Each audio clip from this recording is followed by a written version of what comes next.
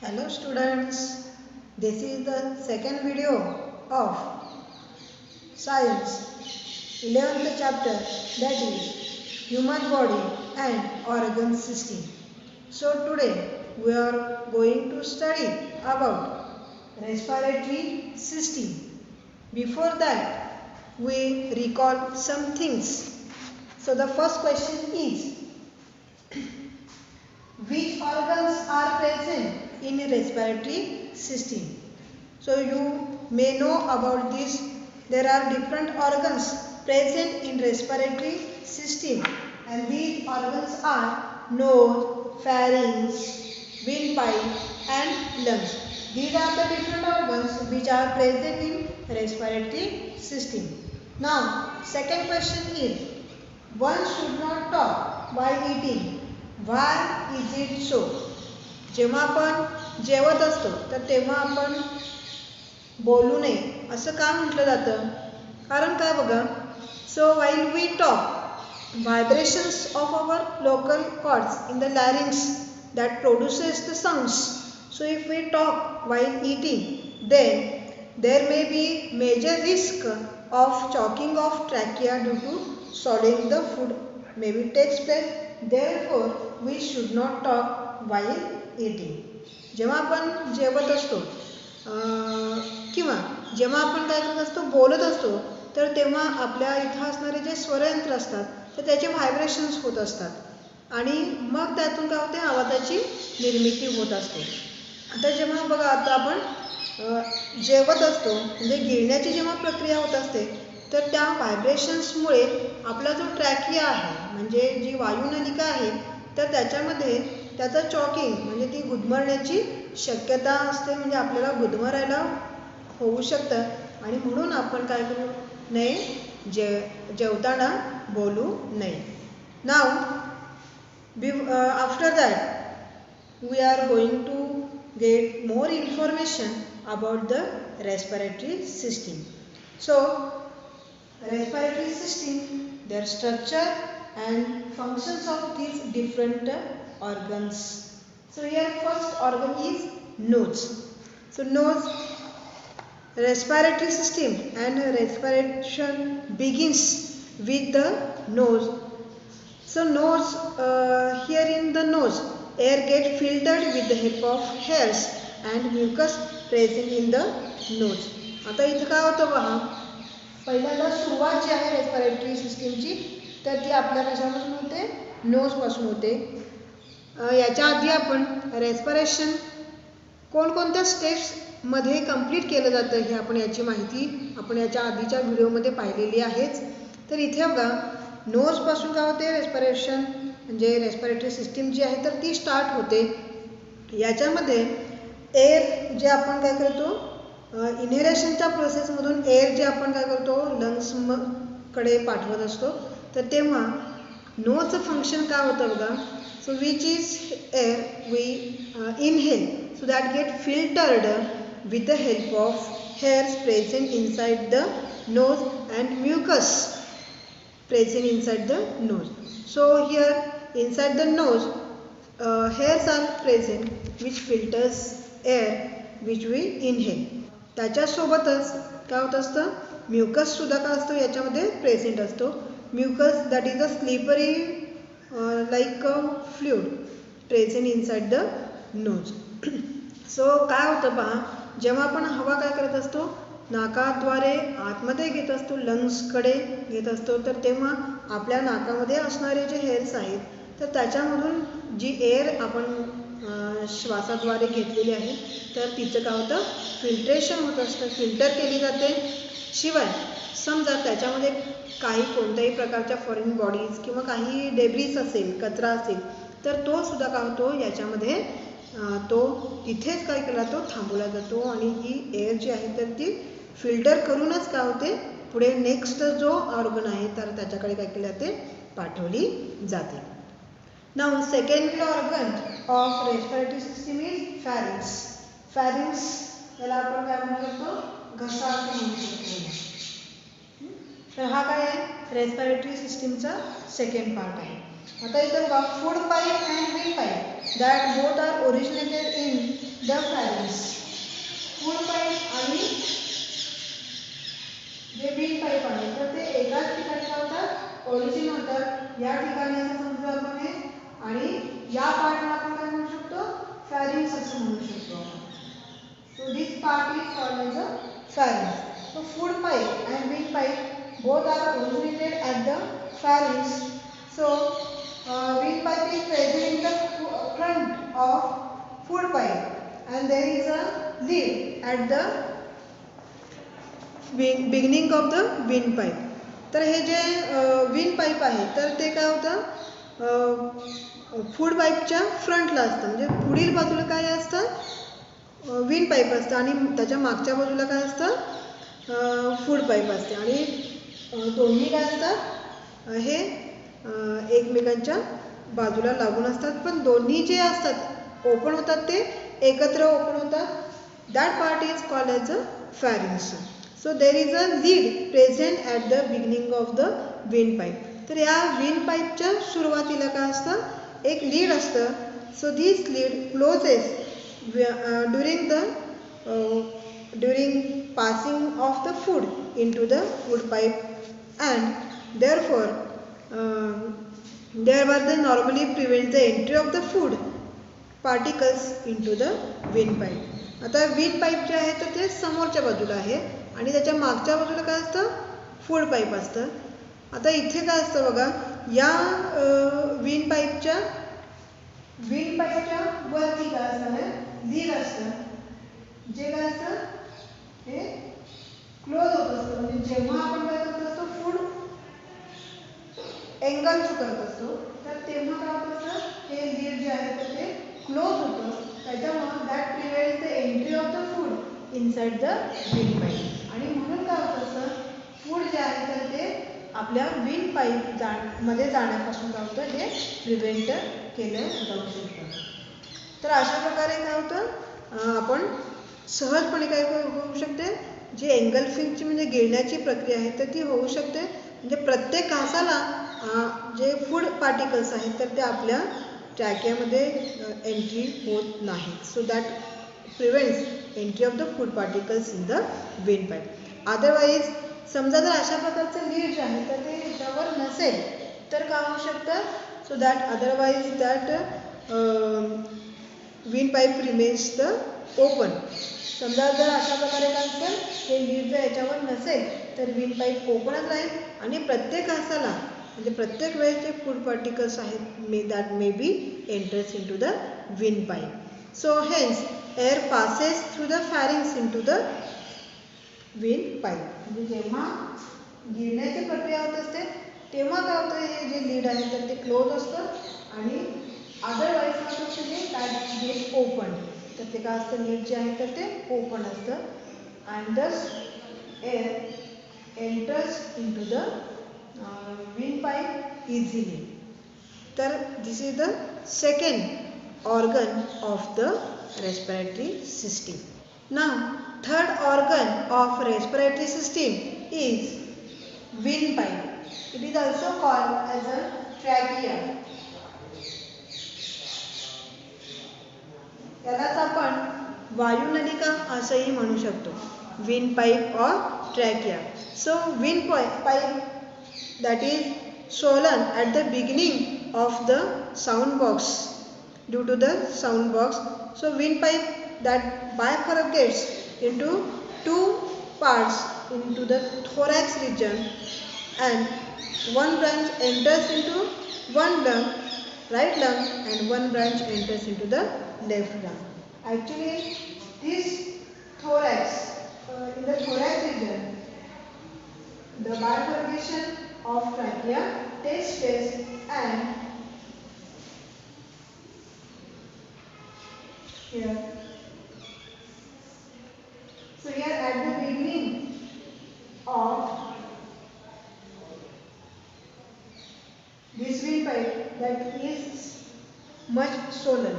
तर सुरुवातीला windpipe जी आहे म्हणजे वायुनलिका जी आहे तर ती थोडीशी काय असते, फुगीर झालेली असते ड्यू टू प्रेझेन्स ऑफ लॅरिंग्स. या लॅरिंग्स मुळे काय होतं, याला थोडासा फुगीरपणा आलेला असतो. Then in the thorax region thorax म्हणजे छातीचा जो भाग आहे. तर याच्यानंतर या ट्रॅकियाचे काय होतं, बायफर्केशन होतं, म्हणजे याचे दोन भाग पडतात. One that enters into right lung and another one enters into the left lung. एक त्याची काय होते, राईट लंग मध्ये एंटर होते एक ब्रांच, आणि दुसरी ब्रांच जी आहे तर ती लेफ्ट लंग मध्ये त्याची एंट्री होत असते. अशा प्रकारे काय होतं, या ट्रॅकियाचं म्हणजे विंड पाईप जे आहे तर त्याचं बायफर्केशन होतं, आणि त्याच्यातली एक ब्रांच काय होते राईट लंग मध्ये आणि दुसरी ब्रांच जी आहे तर ती लेफ्ट लंग मध्ये काय होते, एंटर होत असते. Now the next part of respiratory system that is lungs. Lungs म्हणजे फुफ्फुसे. So these lungs are present on either sides of the heart in the thoracic cavity. तर इथे हे जे लंग्स आहेत तर हे थोरॅसिक कॅव्हिटी म्हणजे जो आपली छातीची जी पोकळी आहे तर त्या छातीच्या पोकळीमध्ये हार्टच्या काय होतात आयदर साईडला म्हणजे दोन्ही बाजूला काय होतात हे लंग्स प्रेझेंट असतात. So maximum area of the thoracic cavity that is occupied by this lungs. जास्तीत जास्त जे आपल्या छातीची जी पोकळी आहे तर त्याच्यातला जास्तीत जास्त जो पार्ट आहे तर तो या लंग्सने काय केलेला असतो, ऑक्युपाय केलेला असतो. So each lungs has a double layered coverings and that covering is called as a pleura. तर या लंग्स जे आहेत तर ते या लंग्सच्या भोवती काय असतात, डबल लेयर्स असतात. डबल लेयरनी हे लंग्स जे आहेत तर ते कव्हर झालेले असतात, म्हणजे याच्या भोवती दोन लेयर्स प्रेझेंट असतात मेम्ब्रेनचे, and that layers are called as a pleura. त्या लेयर्सला काय म्हटलं जातं, प्लुराचं म्हटलं जातं. So each lungs are very much elastic and like a sponge. हे जे लंग्स आहेत तर ते खूपच काय असतात, इलास्टिक असं नेचर असतं, जसं एखाद्या स्पंज सारखं. तर हे का हे elastic nature means what, so they easily contracts or they may easily expands. त्यांच्यामध्ये एक्सपान्शन आणि कॉन्ट्रॅक्शन काय होऊ शकतं, इझिली होऊ शकतं. असं काय असतं, इलास्टिक नेचर जे आहे तर ते लंग्स असतं. So lungs are made up of many small compartments and these are called as a alveoli. याच्यामध्ये अशा अनेक असतात कंपार्टमेंट प्रेझेंट असतात that are called as a alveoli. when trachea enters into the lungs, trachea again divided into smaller branches. These smaller branches are called as the bronchioles. So these are called as the bronchioles. Trachea enters or bifurcates into each lungs, and after entering into the lungs, they are again divided into many sub branches. That branches are called as the trachea. At the peripheral region of the when these branches takes place again and again, and at the tip of these branches, alveoli means many compartments are present, and these are called as the alveoli. These are called as the alveoli.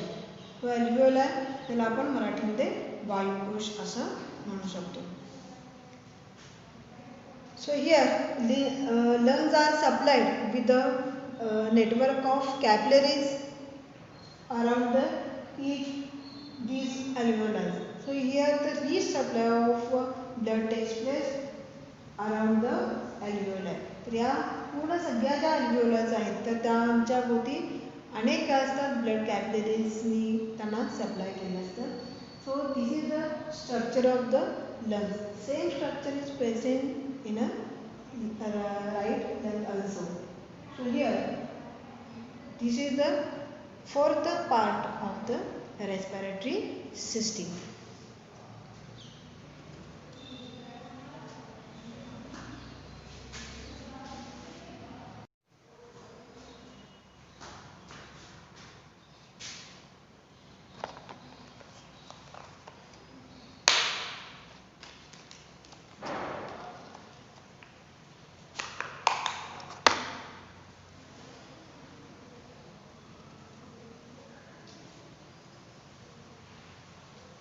So here in the respiratory system, at the base of these lungs, membrane is present, and that membrane is made up of muscles.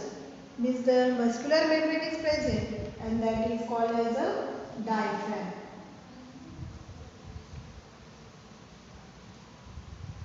So that is called as a diaphragm. Is called as a diaphragm.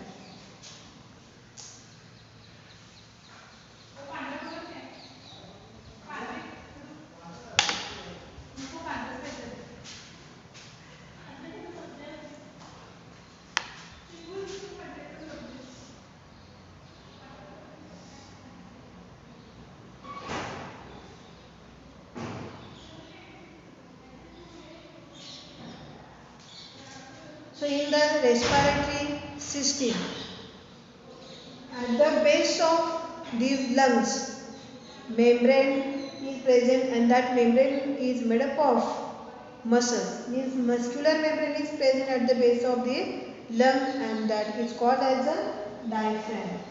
It is called as a diaphragm. It is a diaphragm present in the base of the respiratory system. Now these alveoli are now we will see about the structure of alveoli. These alveoli are looks like a bunch of grapes. एखाद्या द्राक्षांच्या गुच्छ जसा असतो तर त्याच्याप्रमाणे याचं कसं structure असतं या अल्व्हेओलायचं म्हणजे वायुकोश याला म्हणू शकतो आपण. अल्व्हेओलाई म्हणजे वायुकोश. त्याचं स्ट्रक्चर कसं असतं बघा.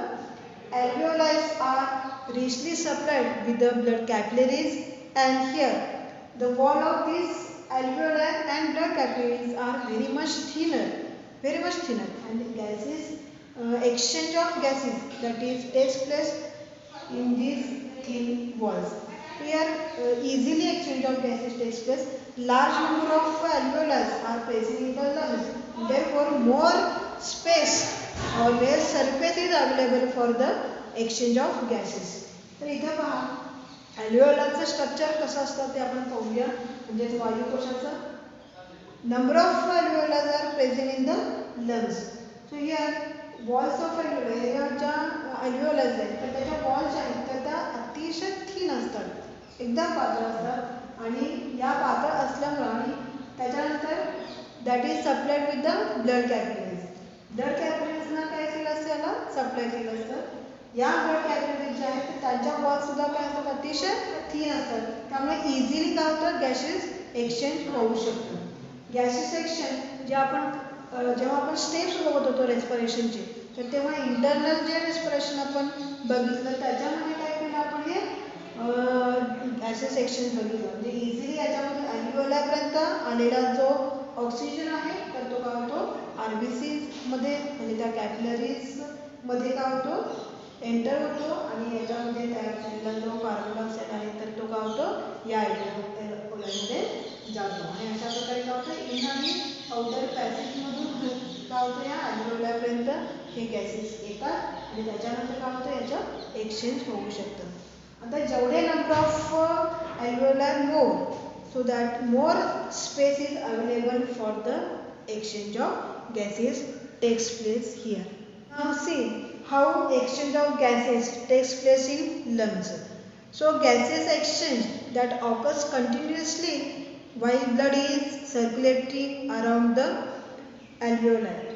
Gases exchange takes place continuously into the blood and alveoli.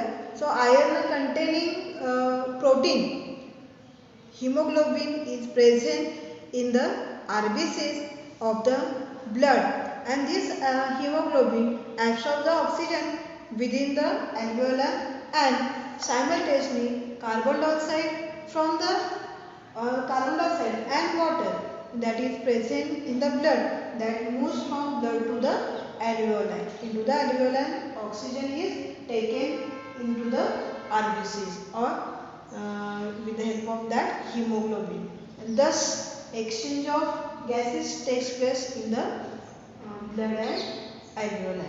तर इथं काय होतं बघा, एक्सचेंज ऑफ गॅसेस म्हणजे या वायूंची अदलाबदल जी आहे तर ती कशा प्रकारे होत असते बघा. कंटिन्युअसली काय होतं, ब्लड हे कंटिन्युअसली सर्क्युलेट होत असतं बॉडीमध्ये. Lungs also and around the alveoli also. So here in the blood, hemoglobin that is the iron containing protein is present in the RBCs. So these are the RBCs मध्ये काय असतात या जे haemoglobin ज्याच्यामध्ये iron असतं अशा प्रकारचे haemoglobin एक प्रोटीन आहे एका टाईपचं तर ते प्रेझेंट असतं. That is most accurated towards the oxygen. याच्यामध्ये काय असतं हे ऑक्सिजन घेऊन येत असतं.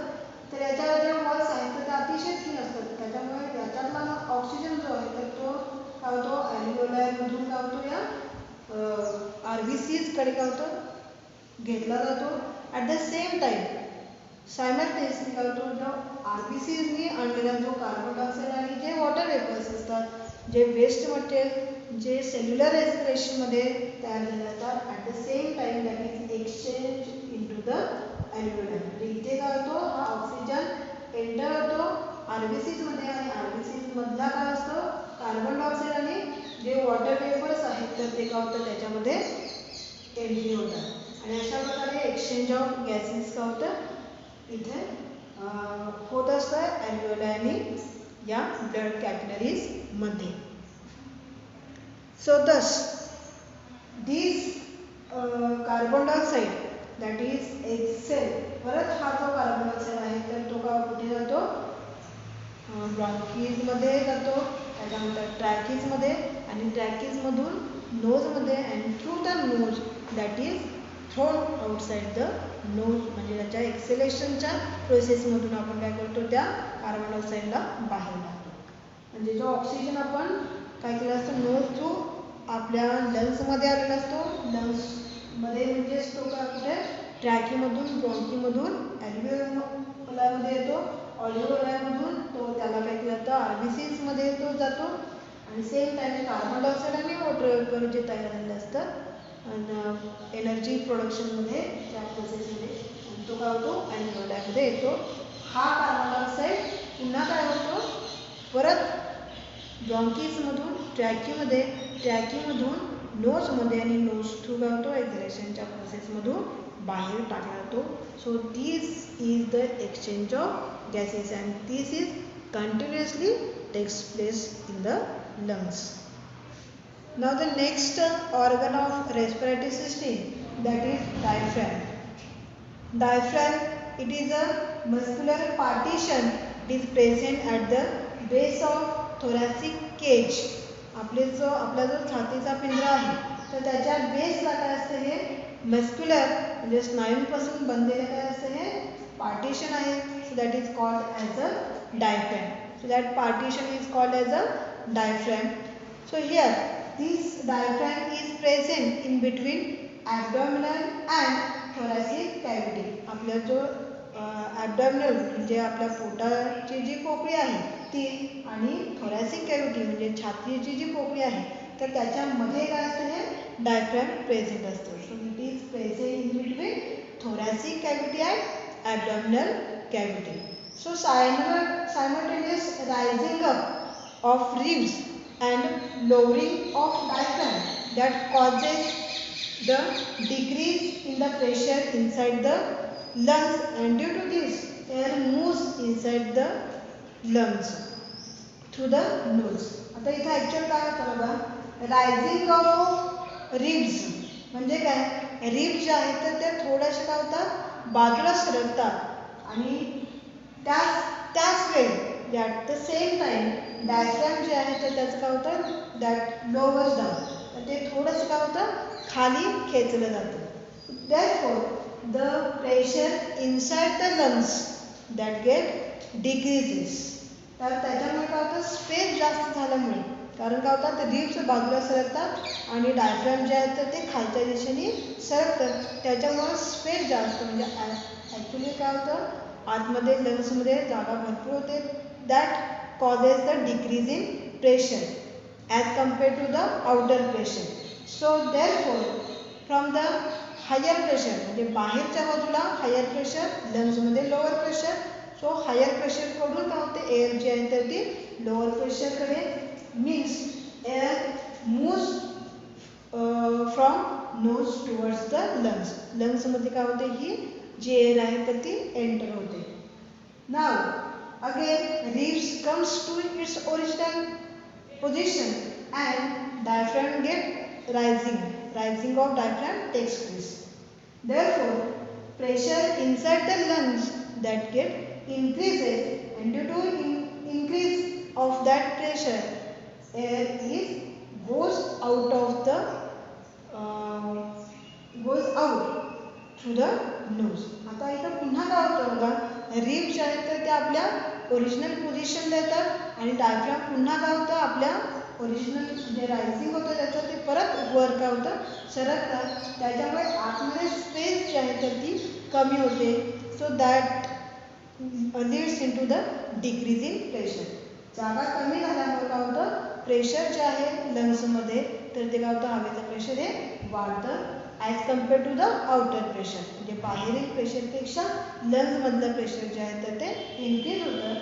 Therefore that causes the air that is thrown out with the help of nose. आणि त्याच्यामुळे आतील जी हवा आहे तर ती काय होते नोजमधून बाहेर सोडली जाते. So how this takes place again. So here the simultaneous rising up of the ribs and lowering of the diaphragm that causes the decrease in the pressure on the lungs, and due to this air moves into the lungs through the nose. When ribs returns to their original position and diaphragm rises up, the pressure inside on the lungs that get increases. Due to the increased pressure air moves out from out through the nose. Continuous upward and downward movement of the diaphragm that is necessary for bringing of the breathing. आता हे अशा प्रकारे काय होतं diaphragm जे आहे तर ते नेहमी त्याची काय होते मूवमेंट होत असते अप अँड डाऊन होत असते डायफ्रॅम नेहमी. So lowering of this diaphragm decreases the pressure and again the rising of म्हणजे अपवर्ड डायरेक्शन लागल्यानंतर काय होतं या लंग्समधलं प्रेशर जे आहे तर ते काय होतं वाढतं. अशा प्रकारे down and up and down so that movement of diaphragm takes place continuously so that brings about the breathing. तर त्याच्यामुळेच काय होतं आपण इझिली ब्रिदिंगची जी प्रोसेस आहे तर ती आपण करू शकतो. therefore this diaphragm is very important for the process of breathing. This is all about the respiratory system. Now you solve exercise. First question is write functions of nose and pharynx. Second question is write the structure of lungs. Third question is write note on exchange of gases in lungs. Fourth question is how does process of breathing takes place. And the fifth question is draw leaf level diagram of respiratory system. So all of you solve this exercise in your notebook.